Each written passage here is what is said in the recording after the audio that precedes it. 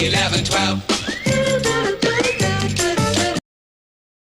So what we're going to do is kind of take a minute here and talk about Arkansas real estate. You know, across the country, headlines about the housing market have been, well, a little grim. We're hearing about stagnation, price drops, and a national freeze. But if you live here in Northwest Arkansas, you know we've always marched to the beat of our own drum.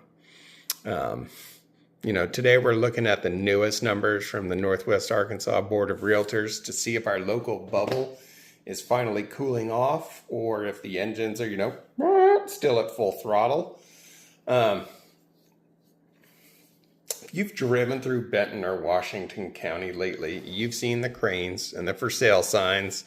But what's actually happening behind the numbers?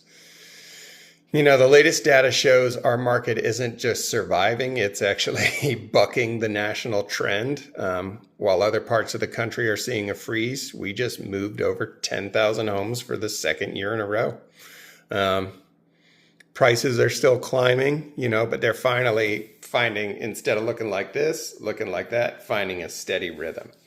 In Benton County, the average home is now sitting around $471,000.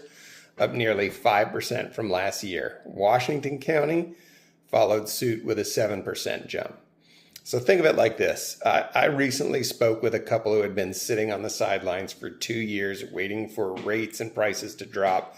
They finally jumped back in this month. And why was that? Because they realized that in Northwest Arkansas, waiting for a crash usually just means paying more next year. Whether you're buying, selling, or just watching the skyline grow, the message is clear. Northwest Arkansas is still the place that people want to call home. All right.